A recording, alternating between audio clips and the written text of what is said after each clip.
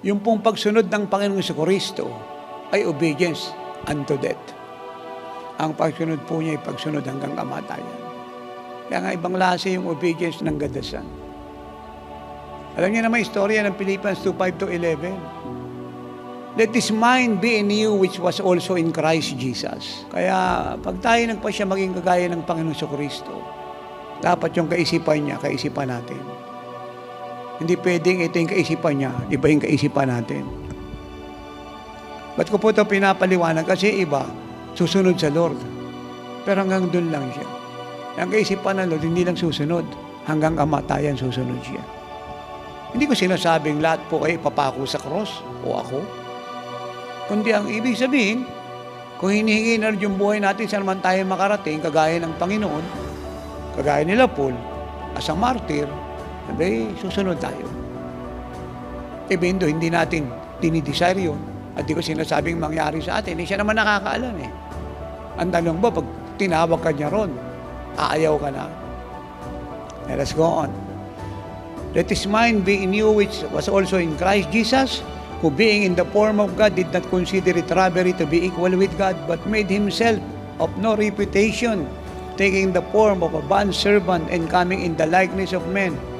And being found in appearance as a man, he humbled himself and became obedient to the point of death, even the death of the cross. Maraming pagkakataong pwedeng iligtas si Jesus yung buhay niya, pero hindi niya ginawa. Kaya ang sabi ng Hebrew 12:2, hindi lang siya nagpunta sa cross in obedience to God. Siya yung nagpunta sa cross na may kagalaking at alam niyang kamatayan ang pupuntahan niya. Sana itong obedience na to, makita ko sa church. Una sa GCI Shield, patungo sa church sa buong mundo. And being found in appearance as a man, he humbled himself and became obedient to the point of death, even the death of the cross.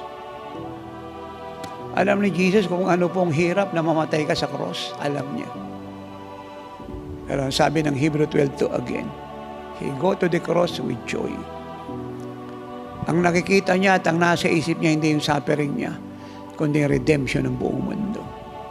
Na malibang gawin niya ang mamatay sa cross ay walang kaligtasan sa mundo. At forever si Satanas ang mag-ahari. And he don't want that. Kasi mula pa alam niya na siya ay mamamatay sa krus. Sa simula pa lang. Bago pa siya pumunta ng mundong ito, bago pa kunin yung kalagayan bilang isang tao, mula sa kanyang pagiging Diyos, alam niya na ang pupuntahan niya. The same with the Apostle Paul.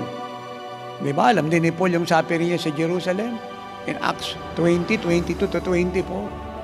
Pinipigil siya ng mga kapatiran sa Ephesus, mga elder na wag pumunta ng Jerusalem. Pero kinot niya po yung prophecy ni Prophet Agabus. Sabi niya, wala nag-aantay sa akin kundi suffering. Sinabi sa akin ng Holy Spirit na sa bawat pupuntahan kong lugar, ang tribulasyon, ang pagdurusa ay nag-aantay sa akin.